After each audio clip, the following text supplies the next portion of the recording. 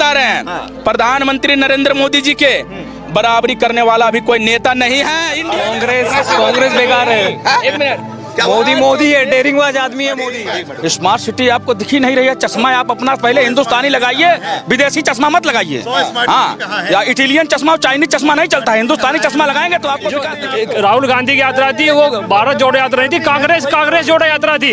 वो कांग्रेस, वो 2024 के इलेक्शन के लिए मुंबई में कुछ नहीं हो सकता है। 2024 में माननीय नरेंद्र मोदी जी 350 प्लस सीटों ला करके भारत का और जबरदस्त। केजरीवाल बोल रहे हैं कि देश को बेच दिया। केजरीवाल तो खुद ही दिल्ली को बेच दिया। ठाकरे के पास पूछ भी नहीं बची है, उसके पास क्या बचा है? या ऐसे बिना पूछ वाले अगर पटना में चलाए जाए, बिहार में चलाए, कुछ नहीं होता। नीतीश कुमार को जब बीजेपी के साथ था तो 16 सीटें मिली थी, और बीजेपी छोड़ दी तो 3 सीटें मिली थी। उद्धव ठाकरे का कोई जनाधार महाराष्ट्र में है ही नहीं। आपको बताओ, राहुल गांधी 44 लेके आया था, अभी 24 भी नहीं ला सकता है। आगे गांधी कह रहे तूफान चल रहा है कर्नाटक की, बोलने की अकल सीख ले, उसको बोलने की अकल। पूरा गठबंधन हो रहा है सवालों का गठबंधन कि मोदी कैसे हटेगा, मोदी की नीतियां कैसे फेल करी जाए, मोदी से कैसे जाके। जय श्री राम दोस्तों, एक बार फिर आ गया हूँ एक नए वीडियो को लेके। लेकिन ये वीडियो पब्लिक का रिएक्शन है। जैसे कि आपको पता ही है कि अभी INDIA की एक मुंबई में मीटिंग हुई थी।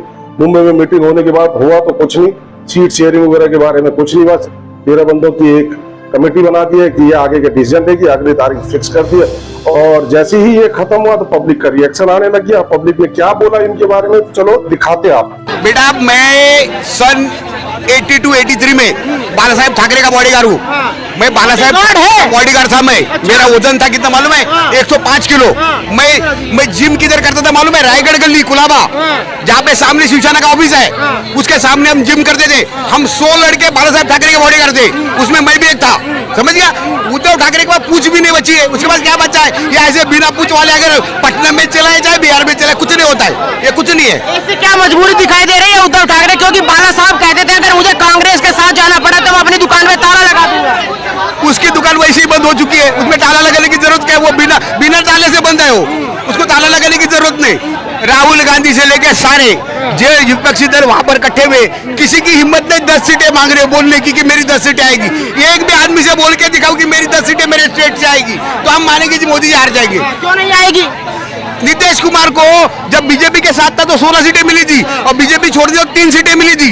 उद्धव ठाकरे का कोई जनाधार महाराष्ट्र में है ही नहीं। आपको बताओ, राहुल गांधी 44 लेके आया था, अभी 24 भी नहीं ला सकता है। आगे बोलो। राहुल गांधी कह रहे तूफान चल रहा है, कर्नाटक जीत गए, हिमाचल जीत गए।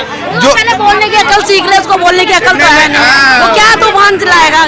मेरे हिसाब से तो देखा जाए, इतनी बातें पहले ना इतने सवाल उठते थे। अगर कोई कुछ करता है तो सवाल भी 1 लाख उठते हैं। सबसे पहली बात तो ये है, जब कोई कुछ करे, जब जो कोई कुछ करता ही नहीं तो सवाल भी नहीं उठते। आज से पहले सवाल कहाँ उठ रहे थे? एक भी सवाल बताओ मुझे। 9 साल पहले कोई सवाल नहीं था, 9 साल पहले कोई सवाल नहीं था। आज पूरा गठबंधन हो रहा है सवालों का गठबंधन कि मोदी कैसे हटेगा, मोदी की नीतियां कैसे फेल करी जाए, मोदी से कैसे जाके निपटारा किया जाए, कैसे देश में आतंकवाद फैलाया जाए, कैसे करके एक समुदाय को टारगेट किया जाए, कैसे करके धर्म परिवर्तन, लव जिहाद और आपका एक बहुत सारी मानसिकताओं का जो शिक्षा नीति पे बदलाव हुआ। जब CAA की बात आती है तब एक बार हल्ला करता है, जब NRC की बात आती है तब एक बार हल्ला करता है, जब 370 आती है तब एक बार हल्ला करता है। आखिर एक ही बार हल्ला क्यों कर रहा है? राहुल गांधी कहते हैं कि 7 लड़ेंगे, इस बार सब 7 मिल चुके हैं और प्रधानमंत्री मोदी को हराना, उनकी जो लहर थी वो खत्म हो चुकी है, क्योंकि हमने कर्नाटक जीता, हिमाचल जीता। ऐसे होता, मैं आपके माइक से कहता हूँ, साथ ऐसे होता है ना कि ऐसे होता है भाई तू मेरा साथ दे, तू भी चोरी कर मैं भी कर रहा हूँ, इसे हटा, ईमानदार को हटा। चोर मौसेरे भाई वाली बात चल रही है। ईमानदार है, बिल्कुल सीधी सी बात है। ना बैंक बैलेंस उसका, ना घर उसका, रही बच्ची जो उसकी मम्मी थी वो भी नहीं रही।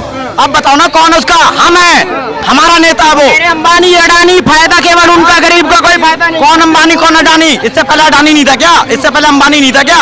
भाई अगर मैं भी कल को कुछ हुआ ना तो मैं भी सोचूंगा कि मेरे देश के उद्योगपतियों का नाम हो, अमेरिका के एलन मस्क का नाम होता है, मेरे देश के अडानी का नाम क्यों ना हो?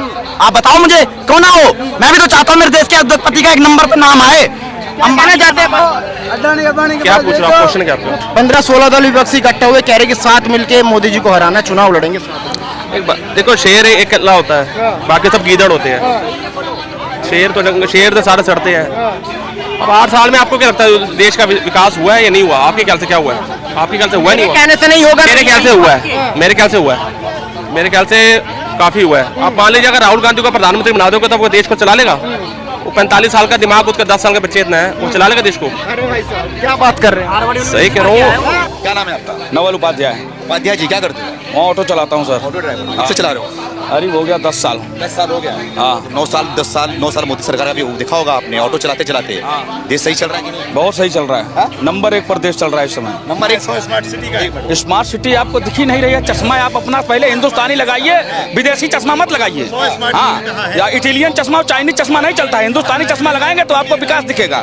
मैं इनको कहना चाहता हूँ, तो महाकाल कॉरिडोर देखिए, काशी विश्वनाथ कॉरिडोर देखिए, और हमारे देश का अयोध्या का राम मंदिर, भव्य मंदिर देखिए, उभरता हुआ भारत का शक्ति का प्रतीक नया संसद भवन देखिए। जो एक राहुल गांधी की यात्रा थी वो भारत जोड़ो यात्रा नहीं थी, कांग्रेस जोड़ो यात्रा थी। वो 2024 के इलेक्शन के लिए भटके फिर रहे हैं। गलत गुमराह नहीं कीजिए जनता के बीच। जनता इस बार जवाब जरूर देगा। जितना भी टुकड़े टुकड़े गैंग लगे हैं उसको जवाब जनता हर बार देगी। मुंबई में मीटिंग चल रहा है इनका, आपने देखा कि नहीं आपने? मुंबई में कुछ नहीं हो सकता है। 2024 में माननीय नरेंद्र मोदी जी 350 प्लस सीटों ला करके भारत का और जबरदस्त नाम रोशन करेंगे। हाँ जी, बता रहे हैं प्रधानमंत्री नरेंद्र मोदी जी के बराबरी करने वाला अभी कोई नेता नहीं है इंडिया में। केजरीवाल बोल रहे हैं कि देश को बेच दिया। केजरीवाल तो खुद ही दिल्ली को बेच दिया। अभी जो 2G 20G हो रहे हैं, करम मैं पूरा दिल्ली को चमका दिया हूँ। कभी तो कहता पैसे नहीं है मेरे पास, आज करा पूरे दिल्ली को चमका दिया हूँ। कैसे चमका दिए भैया आपने? ये तो सेंट्रल सरकार ने देख रहा है। केजरीवाल जी कहाँ हैं? 372 झील कहाँ है हमारे? सारे झूठे वादे करके ये मुख्यमंत्री तो बन गए, जवाब देना बन नहीं रहा है। लाल चौक पे तिरंगा फहराया मोदी जी ने। राहुल गांधी भी गए फराक है अभी। उनकी छोड़ो, वो पप्पू है। कौन पप्पू है? राहुल गांधी। क्या हुआ पप्पू है तो? पप्पू नाम खराब है क्या? कांग्रेस बेकार है। मोदी है, डेरिंगबाज आदमी है मोदी। क्या कर दिया मोदी ने? मोदी है। क्या कर दिया मोदी ने? बहुत कुछ किया, उसको बर्बाद कर दिया मोदी ने। कुछ बर्बाद नहीं किया है। बेरोजगार कर दिया, कुछ बर्बाद नहीं किया। 6 महीने जो आदमी मानसिक संतुलन बिगड़ जाता है उसकी बात सुनो ना। राहुल का जैसे मानसिक संतुलन राहुल का बिगड़ा भाई देखो ऐसा है, मानसिक संतुलन की बात कर रहे थे भाई साहब। एक बार बताइए, 70 साल से कश्मीर में हत्याकांड चल रहे थे, बलात्कार हो रहे थे, इतनी गतिविधियां हो रही थी। मोदी जी आए, 370 लगाया, 35 हटाया, शांत हो गया। और हमारे समझदार पप्पू गांधी क्या कह रहे हैं, जिनका दिमाग ने घुटने में, कि जैसे ही मैं प्रधानमंत्री बनूंगा 370 दोबारा चालू होगा, मतलब हत्याकांड चालू जाएंगे, बलात्कार चालू जाएंगे, वहां आतंकवादी गतिविधियां दोबारा शुरू होंगी। और रोजगार ये हमारे राहुल गांधी फिर से देंगे किनको? पत्थरबाजों को।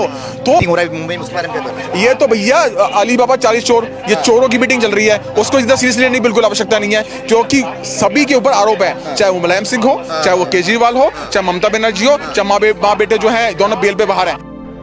तो गाइस देखिए आपने पब्लिक के रिएक्शन। जनता है, ये जनता सब जानती है कि कौन देश के बारे में सोच रहा है और कौन देश के अपने बारे में सोच रहा है। बाकी परिवारवाद के बारे में सोच रहे हैं अपना, चाहे वो अखिलेश की पार्टी हो, चाहे वो लालू की पार्टी हो, चाहे वो कांग्रेस हो, चाहे वो शरद पवार जी हो, सब अपने परिवार के बारे में सोचते हैं कि मेरे परिवार किस तरीके से राजनीति में सेट हो जाए। बस इनको देश से कोई लेना देना नहीं है, कुछ नहीं करना। और तो चलो, अगर आपको वीडियो पसंद आया है तो वीडियो को लाइक करना, शेयर करना और सब्सक्राइब करना। और मिलते फिर किसी नई वीडियो में, तब तक जय श्री राम।